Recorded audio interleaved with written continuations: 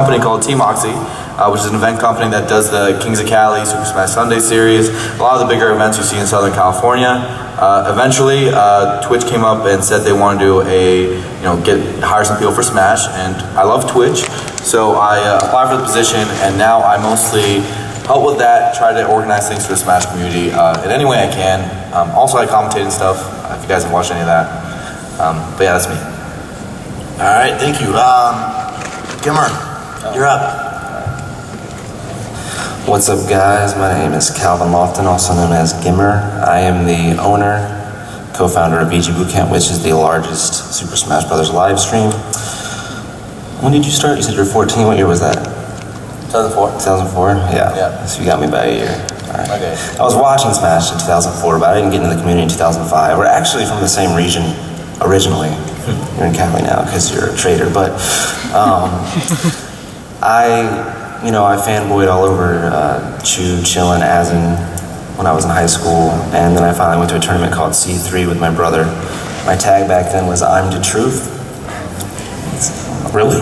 Yes, I got a Smash Bros. Account with that too. Let's not talk about that. Anyways, so throughout the years I went to different tournaments in the region, but I had school, so I wasn't really that involved.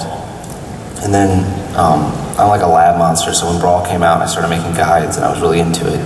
And in 09, my brother was like, why don't we your guides are getting like 5,000 views on YouTube, why don't we do more? So he drew up a logo for VG Bootcamp, and I made it on Photoshop on this really old laptop. And that's when we started, and we didn't really know what direction we were going with it. And in 2010, we talked to Plank, and we got the stream for Pound 4. And I think we got like 2,000 viewers. That's where we peaked. So we were like, yo, we can actually do something with this. So we grinded for like 4 years, and then in 2014, I was able to go full time with it. So it's pretty awesome. All right, cool. I'm Chris, also known as AlphaZealot. Day job, I work for the Pokemon company. I'm an organized play development lead, basically run tournaments for video game, work on streaming, all that fun stuff. But by night, I am the owner of Smashboards.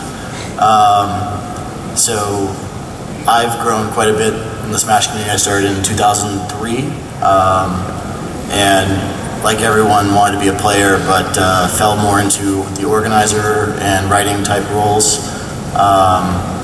Big break was MLG started bringing me out to do writing and content production for them in 2006, and then I did that all through college until Pokemon hired me. Big disclaimer probably for all of us, our views are our own. Opinions do not reflect our companies or anything like that, so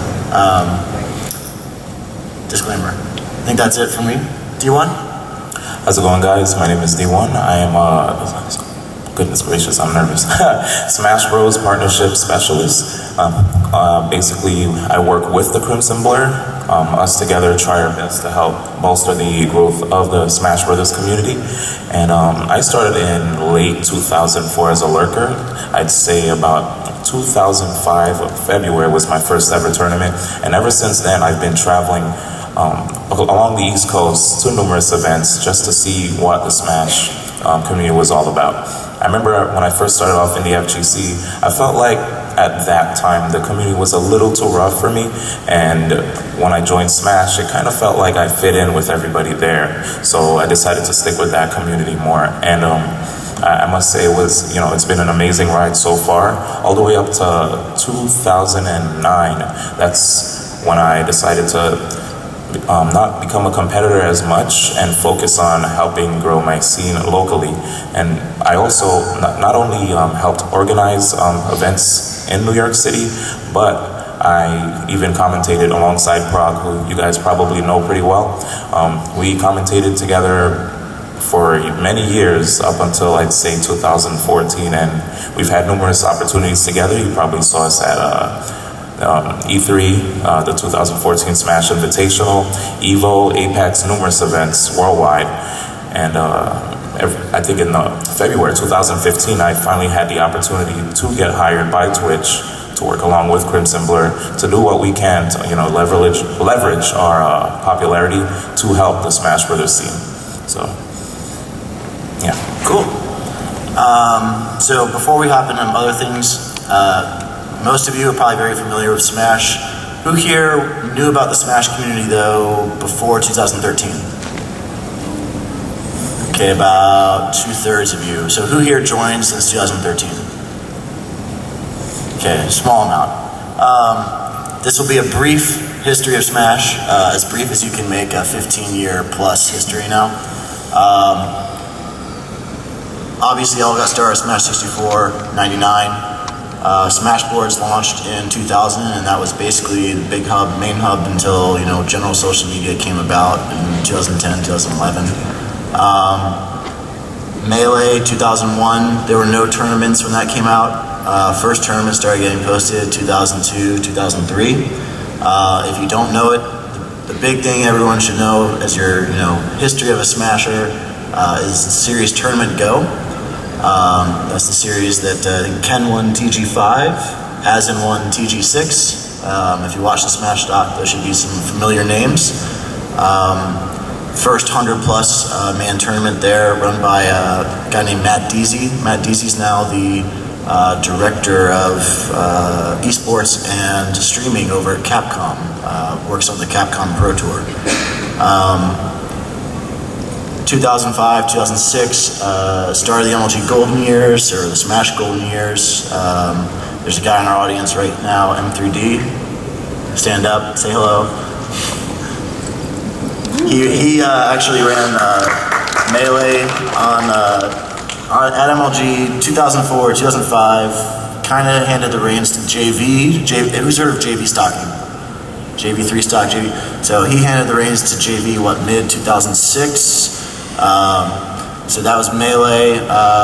Brawl released 08. Brawl actually, contrary to popular belief, was very popular. Lots of tournaments for it till about 2012, 2013 when Melee resurged. Brawl made the MLG circuit 2010. Still the largest first place prize ever was won by Genus at MLG Dallas in 2010. He got $12,500. I think most of you are probably familiar with the modern era, 2013 and on, Platinum. That all kickstarted with the breast cancer research drive. $94,000 was raised. You guys part of the Spirit Bomb? Who's part of the Spirit Bomb? All of you? Yeah, we were there. Melee on me. Hands up. Yeah. For those who don't know, it's a huge drive to get Melee into EVO that year. There's a lot of other drama that it's too much to cover here today. Smash Doc came out later that summer after a very successful EVO, and after that point, Melee just kind of took off until Smash Wii U was launched, and since Smash Wii U has launched, it's been extremely sort of also successful. And now both tournaments have very healthy, very strong communities, often at the same tournaments, but also separate. Just out of curiosity, where did you guys each enter in on this sort of spectrum? You're all old school. Is it over a decade plus for each of you? I consider myself old school. I definitely joined around the time that Major League Gaming was running the pro circuits. So I was at around the late 2004 area, but I was watching in early 2004. So that's usually where I would say roughly half the tournaments were still house tournaments, and the other half were like a little bit bigger regionals. But when we say regionals, we're talking about 80 people, which are nowadays small locals. So that's roughly when I started, and honestly, watching it grow from that point has been magical. Just to see it go from literally a few dudes in a house into like an industry is crazy. Yeah, actually, one thing I wanted to add on. When I joined, there was no thing like YouTube or Twitch. DC++ Smash Hub. Yeah, I was using DC++, going into other Smashers file shares, downloading instructional vids on how to understand, playing the characters at an advanced level. Nowadays, you guys have it so much better. So when I first learned to wave dash, I didn't know what it looked like. I just went on GameFAQs. They told me you had to air dodge it to the ground, and I did it a million times. I was like, this doesn't work. You're wrong. A lot of cheat codes on the FAQs were wrong back then, and so I just assumed it was wrong. But then eventually I tried it over and over again, and I did a wave dash.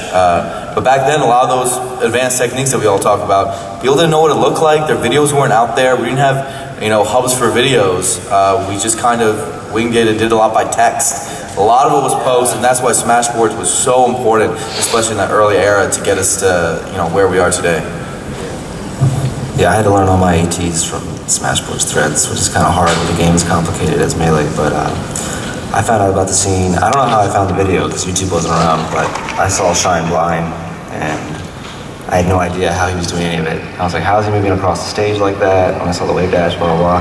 And I started searching it, I didn't know what to search, and then I found Smashboards. And then a year later, I went to my first tournament in summer '05, so it's pretty crazy. All right, real quick, Smash community now is huge. I don't know if you guys can see this or not. Smashboards, we just crossed 200,000 members. Our Smash Bros has over 180,000 subscribers. There's more than 12 live events per day, basically, on Smashboards now listed. It's actually way higher than that. That's just 12 for Melee and Smash for Wii U. So that doesn't count other games, 64 Brawl. Melee and Smash 4 are number 31 and number 32 in terms of most hours consumed on Twitch in a month. So if you were to actually treat that as one entity, it'd probably be, top 15? Right, and you have to keep in mind that's just 1 month, so a lot of times in the top 30 list, 15 of them are newly released games, which kind of fizzle out after the first couple weeks. If you take it by the year, it's a lot higher. I would say at this point we're about the 6th biggest esport overall. Not in prize money, but in terms of attendance, how much people care, all that stuff. We've gone from relative irrelevance to going to really big heights. Following up on that, actually, so I benchmarked this last year. It was over 500,000 in prizes for sort of grassroots tournaments. We just launched an upgrade to the Smashboards rankings to try to get more data on that. A lot of sites, Team Liquid, Esports Earnings, they cover the giant once-a-month huge tournaments pretty well, but they ignore anything that's your 30, 50-man locals. Smashboards are trying to catch all of that data because that's the bulk of what most people experience when they participate in Smash.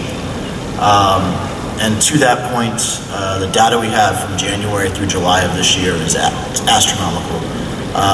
More than 1,100 tournaments for Smash Wii U, 1,400 for Melee. And this is primarily North America and Europe, and these are all live events with an average of about 30 players each. There's no other community that comes even close to this. 2 years ago, Street Fighter was on the same level. We're way ahead of everyone right now in terms of live events, your ability to go out and just participate in the community any given weekend, any city in the country right now. Right, so you play a lot of other esports, you're probably stuck to your home. None of the tournaments are open. If you're gonna go to a tournament, you have to get invited in. With Smash, it's a little bit different because there's probably a tournament on your block at this point. There's a tournament everywhere. If there's a venue, there's probably a Smash tournament there on a weekend or maybe a weekday. And that's what makes a difference. It's easy to enter, the barrier's a little bit lower to become a professional. The moment you enter a tournament, you're a professional. That's crazy, right? But that's where it's at right now. We're the open tournament esport, whereas others are usually more closed because they have to.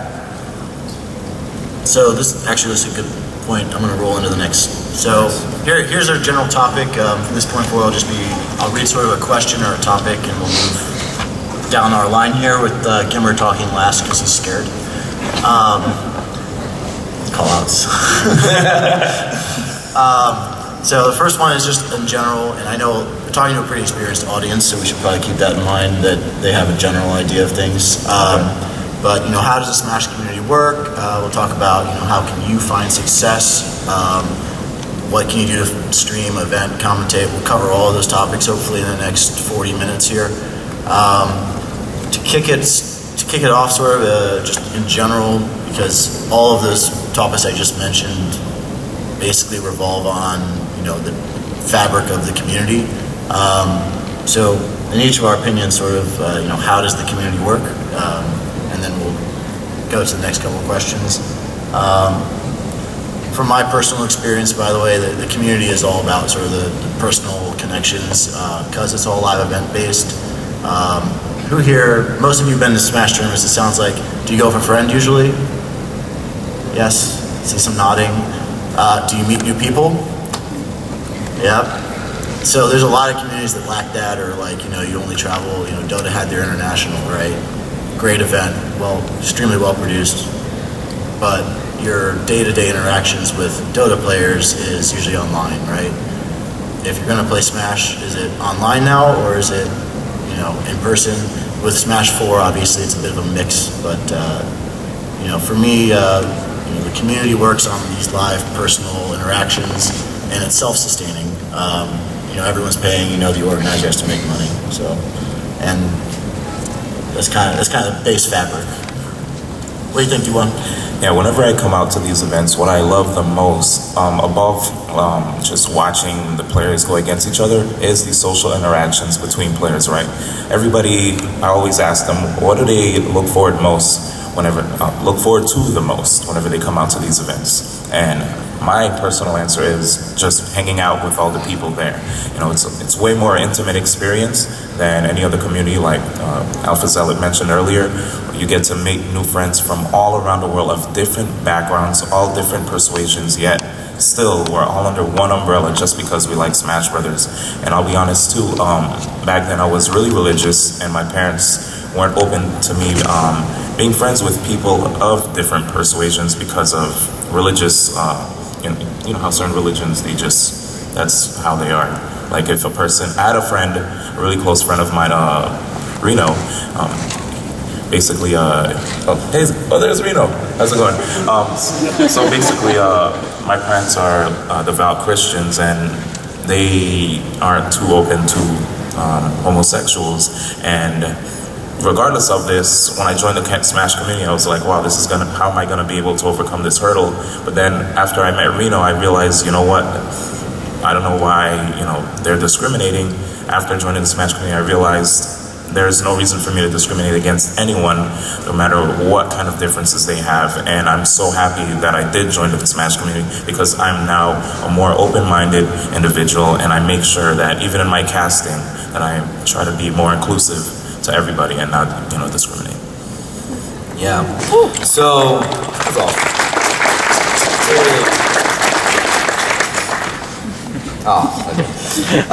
So I think that the inclusive part is really important, and how we all work together. We all had to kind of figure it all out on our own. It's not like there's a college for running a Smash tournament. There's not a degree for learning how to run a grassroots event. It's more about, you go online and you figure out how to stream. You go online and you learn it. You talk to the people who've done it before. You go to an event and you see, oh, this guy's doing this. Let me copy and paste this, but in real life. Let me just emulate what some of the better, the people who know what they're doing are doing. And that's where people usually find their roles. Everyone comes in as a player, but then they grow from that. They see that they have other interests, and maybe they want to be an organizer, they want to be a streamer, a commentator, whatever it is. And they make friends, they grow into their role, everyone finds their niche, and we all kind of make it together. I think when a tournament happens, often it's the main organizer who gets the credit, but we're hosting a tournament like 2 ballrooms over there, if you guys are seeing it. Technically I'm the main organizer, but there's like 35 staff, and if I just showed up the venue and they didn't, there wouldn't be a tournament.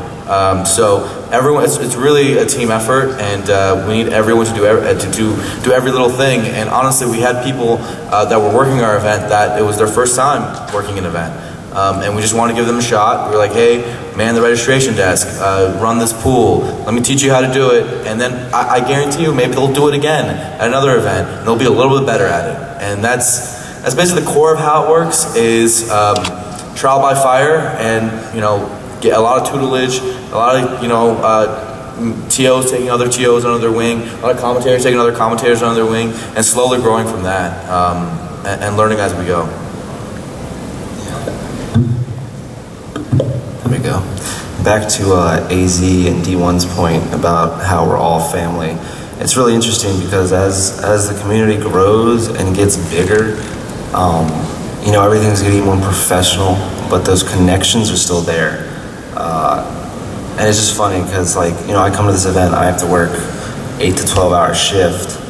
And even though, like, all the equipment, the staging, everything's really, really professional, when you go back behind the stage, we're all still, like, just really good friends and a family, which is an interesting thing when you have a big production like this, because usually when you have a big production like this, everybody is, like, really, really serious. And we're still on point, but it's just funny, like, Zoo or Cactar, even though, you know, it's a very professional staging, they can just walk back there. It's fine, you know, we're all family here. And another interesting thing about it, like they said before, you know, some of our best friends are in this community, and when you go to a tournament and you meet these people and you hang out with them, you realize that they live across the country. So you only get to see them at these events. And so at the end of every day, I'm always really, really looking forward to hanging out with all the friends and family from this community. So yeah, it's awesome. Cool. I don't know if you guys can see that monitor very clearly. That's a photo from Apex 2015, which nearly crashed and burned. I'm not sure if you guys are familiar with that story, but basically Fire Marshal shut down the whole event Friday morning at like 10 a.m. And through, I don't even know how to describe it, but we basically pulled out the impossible by being a community. Twitch helped out big time, obviously, with help the purchase of the venue, but you know, and any other community, even really any other professional organization, finds out they lose a venue that's supposed to hold 5,000 people, it's impossible to, you know, much less set up a whole new venue on 24 hours notice. We were able to relocate everything from the original hotel to the new convention center and move it all in 6 hours about? Yeah, we just made a new event in 6 hours, basically. Yeah. Yeah, and it was 40 minutes away, so we had to figure out a way to transport all the people who were in the previous hotel, all that stuff. It was honestly a really good team building experience because we all learned from each other there. You know, it was an event that was supposed to be held by you know, another organizer, but we had all the best organizers in the country in the room together. We never really actually worked all on one event at the same time, right? We all have our own babies. I do Kings of Cali, Joe Guy would do Big House, whatever. We help each other with those, but we're not really all just unified at one point to fix a big, big problem. So that picture is basically all of us trying to do that. We were just trying to make something big happen out of it. And that 6 hours was something that we still haven't seen yet. And I really wish we do more in the future. No, I don't want to ever do that. Oh, no. I don't want, that weekend was hellish. But what I mean is, I want to see that same sort of collaboration. Excuse me. That was awful. Yeah. Worst weekend of my life. That's the word.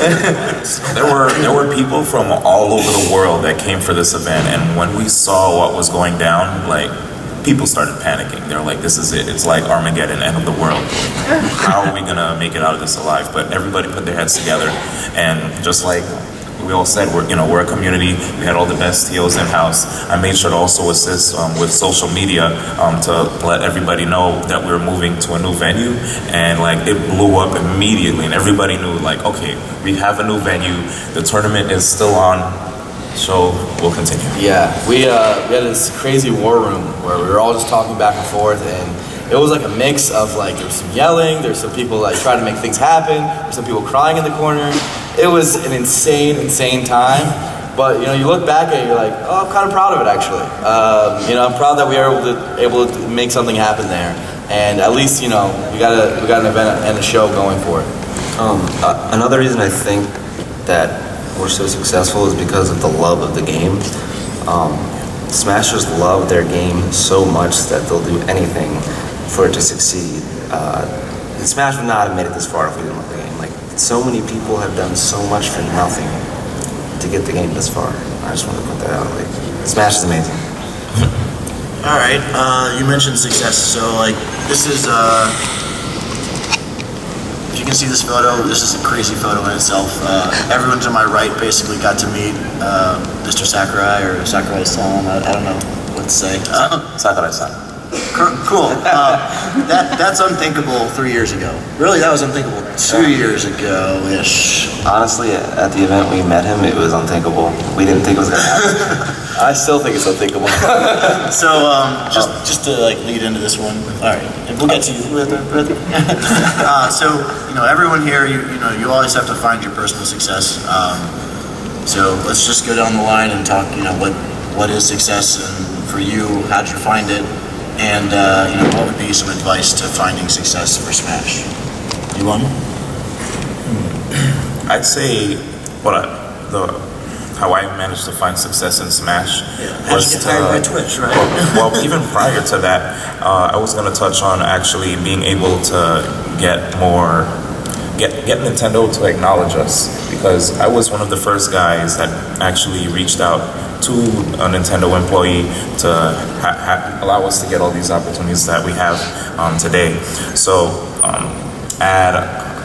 think it was 2013, October 2013, I could have went to the Big House 3 to go commentate. I had an opportunity. I think GimR was going to give me a ride to that event, and I was going to get paid also, the works.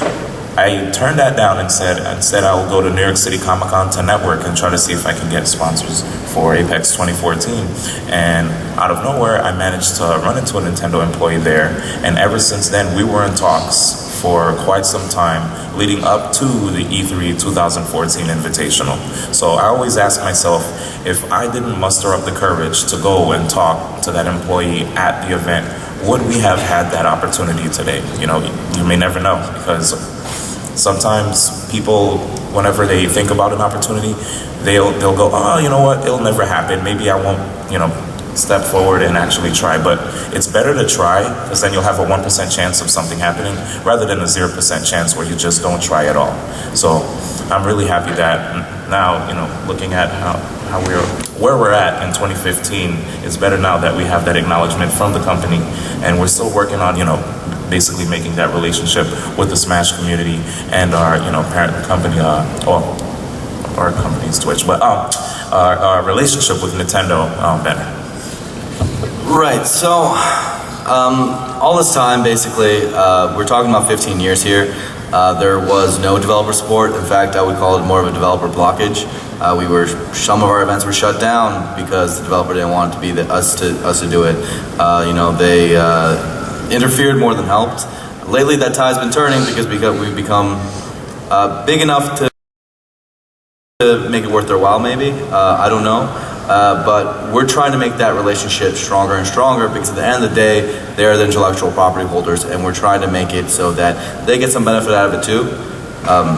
But the process of how to find success in Smash has changed, I would say. When I started, the answer is host tournaments for a decade. Because you had to, because that makes the community bigger, and therefore there is a such thing as success in Smash. But nowadays it's more open. It's find that first job, find that first opportunity.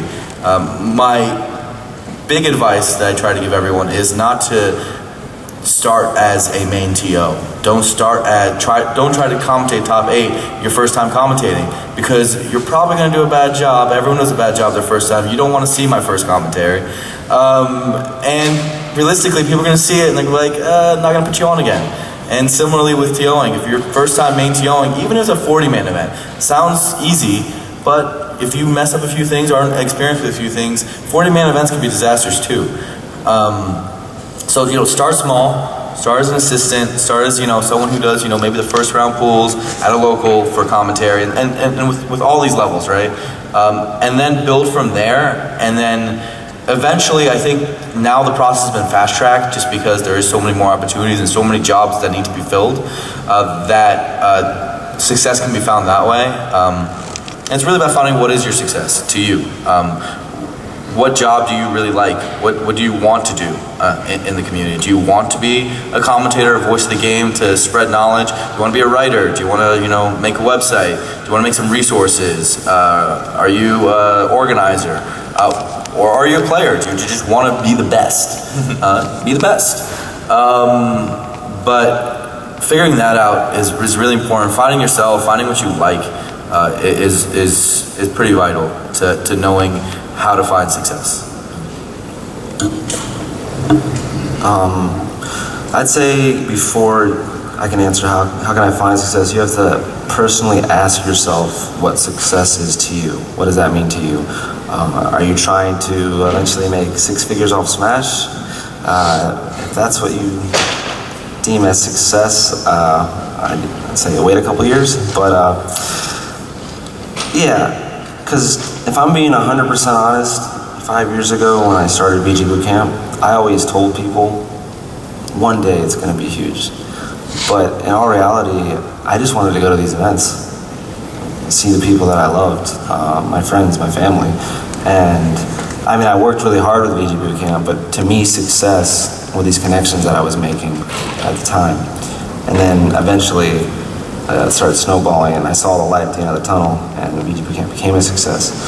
But, you know, right now, Smash, like AZ said, is the biggest grassroots community right now. We aren't getting millions of dollars funneled into it. So if huge monetary success is all you care about, I'd say that this isn't the community for you, unless you're willing to work years and years to make it happen. But like I said before, I really think you have to ask yourself what you want out of it, and you pretty much covered the different roles you could play in that. That's a good response. I would say one thing, anyone looking to just do, especially if it's more in front of camera work or anything high profile, careful what you do on social media. You never know who's watching. I work with talent, I do other things. There's people I don't work with because of things I've seen. And that could be as simple as, you know, we're in a Nintendo game, right? This IP is it's don't go past PG-13 basically in anything you're doing on social media if you ever want to have a close relationship with Nintendo. Really, you should keep it PG, but like just a little bit of advice, because you don't know what you're going to say or what bridge you might burn that stops a future relationship from even forming 2 years before it could form. So like if you're going down that path, and if you're trying to be, you know, commentators especially, right? Like, do you want to keep it clean all the time? Which I always do nowadays. And that's, you know, it's not necessarily like a contractual obligation, but there's other people that could be chosen that are more brand appropriate. Once you start dealing with, you know, even Twitch these days, billion-dollar companies, you know, your room for error is drastically reduced. So you need to be professional at all times. Don't be that first person to, you know, stir Twitter drama or that sort of thing. If you're just going to be a player, it doesn't matter that much probably. It still matters a little bit, you know, but basically any other thing you'd be doing within the community, trying to find success, you're going to need to keep a clean image. Go move on? Sure. Yeah. So lots of different roles here. We have commentary, organizer, business development, writing. We'll go down the line here. I'll talk a little bit myself on the writing and business development side, web development side, because that's what I'm most experienced with. And then the commentary, organizing, streaming, we got everything on this panel. So for me, if you want to get involved, writing is probably one of the things we need the most of, and one of the things that's one of the hardest to do. Everyone thinks they can do writing. The thing about writing isn't bumping out one article, it's being able to bump out something that's quality consistently over a long period of time. A lot of people, you know, I launched the writing portal on Smashboards, and 10, 15 people said they want to do stuff. Most people, it's my 10-to-1 rule. For every 10 people that say they want to do something, I'm lucky if one person actually sticks with it. When I started doing writing for MLG, they had several other people doing writing on a volunteer basis. No one was being paid, and I was the only one that stuck with it and delivered an article every 2 weeks, met my deadline, and that led to other things down the line. So, biggest thing, you know, on the writing side is to stick with it. You know, put those long hours in. You're going to have to stay up late. You know, it might be a school night, you might have homework.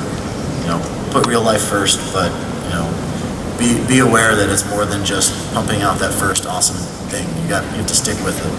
In terms of business development, web development, there's tons of sites launching now for Smash. The ones that have had success, the Melee on Me, the Smash GG, they're having success because they're not launching as the biggest thing, since sliced bread. They're starting slow and it's slow growth. And Smashboards was the same way. Like, it's been around since before Facebook, before YouTube. Like, it was all slow growth, and that's the key. Because if anyone's in it for the quick buck, you're gonna burn out fast, and no one's really gonna be that engaged in it either. There's also tons of opportunities out there right now. Sean, you in here? Stand up. So he's basically does Smash GG. How many people are on your web development team? 8. And did you have an internship from the Smash community this summer? Yeah. Right. So these things are happening now. You're not the only one out there doing this. The Derek, one of my writers from Smashboards a year ago, he's the 10-to-1 rule. He was the one guy that stuck around and kept doing articles. That led to being able to do articles for Red Bull Esports, and he just got hired 2 months ago full-time with Red Bull now. All right, and that's what it takes to have to get into this and take it to that next level. There were a ton of other people who could have done what the Derek did. He was the only one that actually stuck with it. That's my little piece there. So, D1? Now, I got into the Smash community as a player in 2005, and for those people who have yet to enter a tournament, it's as simple as going on Smashboards, checking out the regional zones or even tournament listings, finding out what tournament is in the area, and just going there. And once you go there, you could get to speak to the tournament organizer, ask him about the rules, ask him about how regular these tournaments are, and even when you go down and sit down next to players and play friendlies, ask questions, ask for tips. Because sometimes, I'll be honest, I was a bit of an introvert at first, but thanks to the Smash community, talking to players after my matches, I was more open to talk to everybody else that joined the community and try to help them in turn. So just go out to these events, talk to the players. We won't bite. We're very friendly people. Even if there are a lot of times where people come up to me and they're really nervous, I let them know it's all right.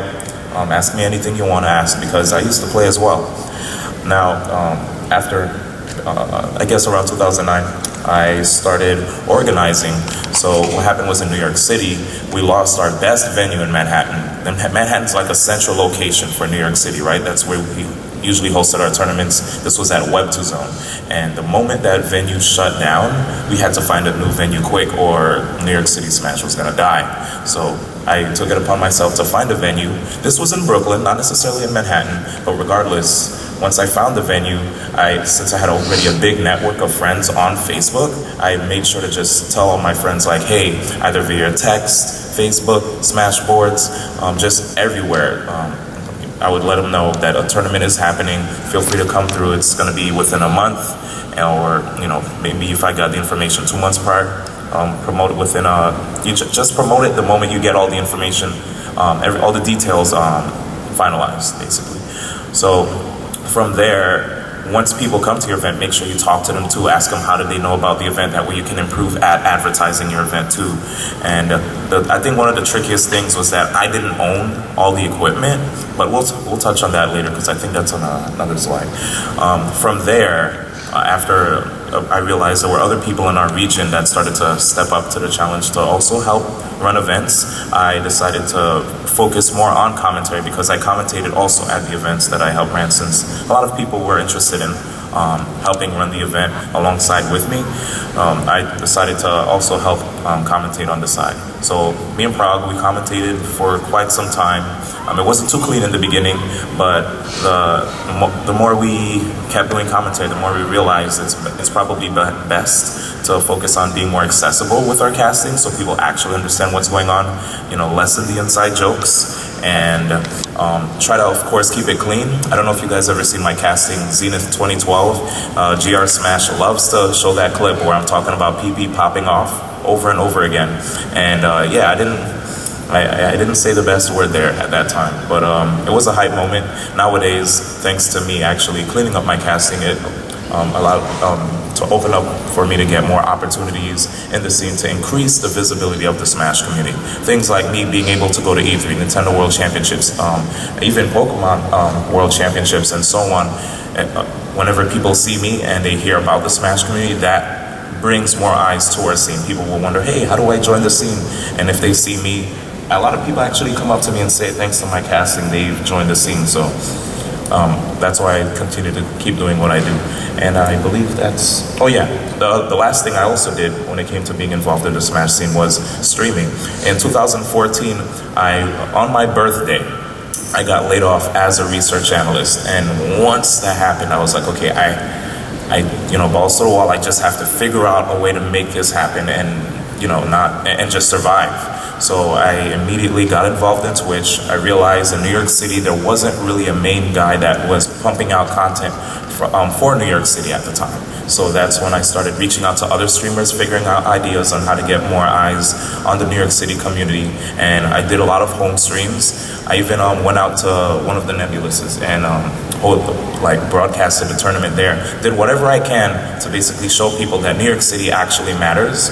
So I guess the best thing I can tell you guys is find something that might be missing in your region and help out in that regard, whether it's as an organizer, streamer, writer, player, developer, or commentator. If there's a lack in any of those areas, step up to the challenge and help out your local scene. Yeah, and for me, when I moved to Southern California, I found that there was a lack of basically Smash tournaments in the area. It seems odd to say now because Southern California is known as by far the strongest region, but there actually weren't even monthly tournaments. We're talking about 4 weeks went by and there wouldn't be a tournament. So I started this group called Team Oxy. It wasn't even called that at the time. We were going to call ourselves, I think, Team Palm Tree, but we cut that down. And then those same guys, all we did was like okay, let's start with Smash Fest. We took over a college common room in Occidental College. That's where the Oxy comes from, and we just started playing together. It started as like 2-3 people. Eventually, like 40 people were in this common room. The university started noticing a little bit as it started going, but now that group, ended up moving on and making bigger events. And you look at the main guys from it. Of course, I'm at Twitch. There's Denny Pretending who went on to Machinima. There's Sung, who's a freelance artist for a lot of things. They all got involved very, very small at the beginning. And then you look at guys like how to self-start yourself, and that's usually the answer to this question. How can I get involved? It's self-start. William Moss and Sarah Zero, he hadn't gone to a tournament before. There's a guy with a Facebook profile and an anime profile pic. And he messaged me after I made this horrific video for the Smash Vault project that I wanted to do, which was basically just gathering a bunch of TVs from Craigslist and getting everyone together for it, and getting like a big community initiative for it. And I didn't know who this guy was, but he made a Google Doc organizing all the Craigslist posts in the area. And that doesn't sound like much, but it was actually a Google Doc of like 4 sheets with like each of them had like 100 lines in it, and I was like, all right, okay, let's keep doing this. I need help on this. No one else wants to, so let's keep going. And eventually, like before his first tournament, before I even met him, he'd done so much work for me. He helped make the project happen, and then of course, it became assistant TO. Now he's head TO of Melee at all Team Oxy's events. Like this guy just came out of nowhere and just came at a time of need, right? And he just self-started. He made the Google Doc before he even knew that I wanted him to, right? And that, I think that's the ultimate answer to this question is just do it. Just do it, guys.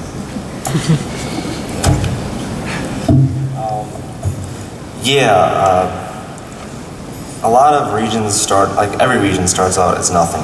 So it might seem very discouraging coming in with nothing there, trying to start something, but I mean, we went from having a Xanadu weekly for 6 months where 2 to 5 people showed up, and we were streaming and 50 people were watching, and like TK, Logic, J Caesar, they came out every week.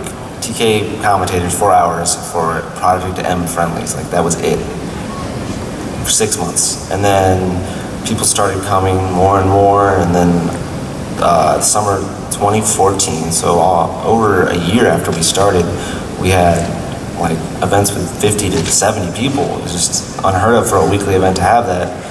And then September 2014, the owners of Xanadu said, we don't want to do this anymore.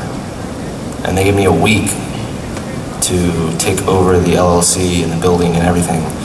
And we just had to do it. Like, the events were too big not to do it. And this last, in August, both Tuesday and Wednesday, I think we had over 100 entrants. Tuesday for Smash Wii U and Wednesday for Melee, like every week of August. Obviously, in September, school starts, so it's gonna die down a little bit, but it's just, you gotta, if you don't grind, it's not gonna happen. And back to my earlier point about money, I think, like, if you're not passionate about something, you're never gonna put the work in that you need to make it successful. And if money is your end goal, I think if money is your only goal, really, you're never going to be successful at something, because that's just not enough to put in the grind. Because when you're putting in the grind, you're not making money. You have to put in the grind for a while for anything you really, really want to do and you're really passionate about. All right, so we only have about a couple minutes left here. Sorry, I got started late, but we have an extension. How much longer? 10? Okay. Do you want to just switch to Q&A? I figured we covered some of this stuff. Yeah, I think so. That works for me. Real quick, resources here. You guys can see that. But you guys want to do Q&A? Anyone have any questions? We got a mic up there. Probably just get in line, or if you can shout it. I don't know. I think that works.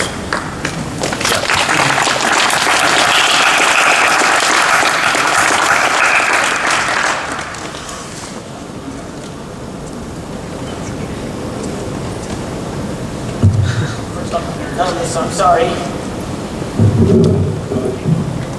So the only Smash tournament I can find in the state is all the way down in Renton. So that makes me think that the Smash community up on northern Washington is dead.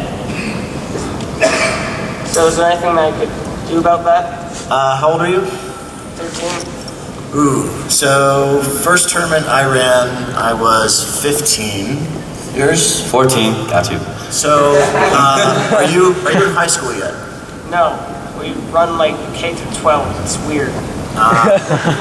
So, a lot of schools have do you have the outlet to create a club at your school? Yes. That's what I did. Same here. Did it too. It might sound really simple, but obviously, talk to a teacher. Teachers love to try to get students involved. Figure out what resources are available to you there. Since you're 13, you can have an account on Smashboards, so you can post your event there. That means you can also have an account on Facebook, so you can post your event there. I mean, if you want tournaments, sometimes, and I think we all went through this, you kind of have to bring the people to you if there's not something around you already.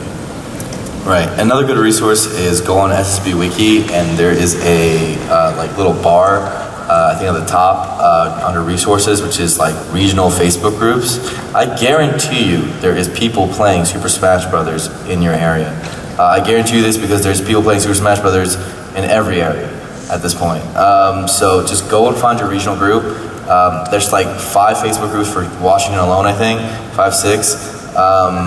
And then talk to people in that and ask them where everyone's going, and they'll tell you. Okay. Awesome. Hi there. One of the questions I had was, we're talking about how you turned this into like your hobby and passion, and eventually branched into the career.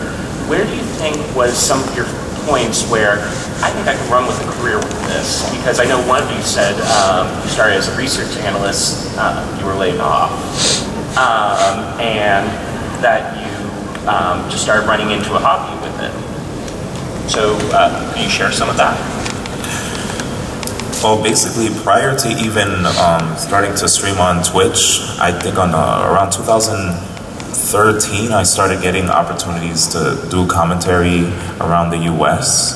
So since I already had a bit of a following through that, I decided, you know what, I'm gonna basically go on Twitch and try to get eyes more on the New York City scene. Since people already know who I am, I'll try to use myself to draw more eyes on people that are in New York City. So if any of you guys ever got to see my broadcast, you can see DJ Nintendo, The Moon, Revelations, and many other people that are in New York City be featured at my house. And even if there are weekends where a tournament was going to happen, players would come from out of state and visit. I remember we had this really big Darude Sandstorm party where VG Bootcamp came through, TK Breezy, we even had Clash tournaments all under the same roof, putting their differences aside because, you know, competitors. But at the end of the day, you know, we're still smashers, right? So yeah, I made sure to just keep broadcasting on Twitch, and I reached out to all the guys that already established themselves on Twitch as broadcasters, and I even talked to employees on Twitch to figure out how to promote my stream better. And one of the main things I focused on was having a schedule, making sure to be consistent with your schedule, having a layout that won't be an eyesore for people to look at, and to always have you know, a new topic to talk about, right? Because whenever you come on the stream, people don't want to just see the same tired thing over and over again. You have to bring something new to the table. And fortunately with the Smash community, there's so many people in it, so many things to touch on. I started even just like basing my streams around whatever event I was about to go to. Like I'd let people know, all right guys, I'm about to go to this event this weekend, here's what to expect. If a big tournament is happening, I used to even have broadcasts where we'll talk about the pools, which people to look out for that are at the event, and we'd like coordinate with all the people in the chat. The people in the chat would explain to me who the players are, because sometimes there are random players that I don't even know. And I guess that's one of the main things. Like if you want, just basically go on Twitch, make sure you just follow all the rules when it comes to trying to build your stream. Okay, so for me, it's actually, I had an interesting conundrum. I didn't really get to know if I was going to make a career. I had to make the choice. So in September of last year, around August, September, I was a software developer at a you know, graphics company. We did like rendering stuff. I was pretty, you know, I was doing the work. I was, you know, it was all right, but I had my side company, Team Oxy, at the same time, and there was a month, I think in July, where we hosted Kings of Cali 4. We provided the setups and logistics for EVO and MLG Anaheim, and we hosted 2 SSSs, and I commentated all those events. And it came to a point where I was taking a lot of days off, and I wasn't doing a very good job, and I didn't feel very good about it. And so I had to make a choice. It was either I kill one or the other. Either I stop with the Smash stuff, or I choose my software development job. And I had a lot of people I was supporting at the time. Like there was again, like we had a staff and a crew behind Team Oxy. So I decided a little bit of nest egg. I'm just gonna go full time with it, even though it doesn't make any financial sense. So I just did it, and later that, luckily, right around where I was running out of money, Twitch put up a post about, and they needed a Smash partnerships person. So it's great timing, by the way, and I applied for that. So that's how I decided. I'll try to be quick. Basically, it was EVO 2013. I had 8,000 followers on Twitch. That was the largest Smash stream at the time. And we had 120,000 viewers for Melee at EVO. So I was really pumped about it. I put a lot of work in for Big House. And at Big House, I think it was Big House 3 that year, we showed the first episode of Smash Doc before it was put on YouTube. And then, like, a week later, the Smash Doc started blowing up. And a lot of people were getting interested in Smash again. So I was like, all right, the Smash Doc is, I guess, the catalyst. It sparked this fire. I was like, I need to be the container. I need to keep this fire going. So from that point until the end of 2014, I went to any event possible. D1 did too, commentating, and just streamed anything I could. I think I went to 25 different events that year, not including the weeklies I already did at Xanadu. And that was part of the reason Smash blew up so big. And then, you know, midway through 2014, I was like, all right, like he said, I was not putting any focus on my actual job. I was doing a lot of VG Bootcamp work at my job, and I put the free GimR movement together to try to get support so I could do it full time. Okay, thank you so much. You're welcome. Hey guys, I'm a huge Smash Bros. Fan, been playing since Melee, played Brawl and such. But this summer was the first time I discovered Project M Smash Bros. And I loved it so much. It's already my favorite like competitive Smash. But I looked on like Smashboards and SSB Wikia, and I noticed that it feels like Project M tournament scene has kind of died down recently. So could you comment on like where the Project M competitive scene is? How big is it? Do you think it's going to continue? And if it is dying down, any tips for like trying to get it, popular again, at least in my region? So that's a tricky question for some of us on the panel. So I will, I think, try to speak for everyone from the Smash Bros. Perspective. Actually, we still have Project M as a title, so people can discuss the game. And we're sponsoring Paragon Los Angeles, which will have Project M and Melee this upcoming first week of September. I've looked at the stats. There's about 100 Project M tournaments a month still happening, and they're listed. But with the hopeful future of Nintendo involvement, that's a tough relationship to continue to maintain. And there's really no clear answer to how that's going to go forward. And that's just a tough one. So what I can tell you though, events are still happening. I know there's a groundswell of support for the game, but it's tough to talk about it on like a super top macro level because of the much larger businesses that are becoming involved in the community, and it being a modification of IP, it's very tricky. All right, thank you. We got one last question. Can we do it? All right. All right. Well, if you have any other questions, come talk to us. We'll be outside. So thank you very much. Thank you guys for.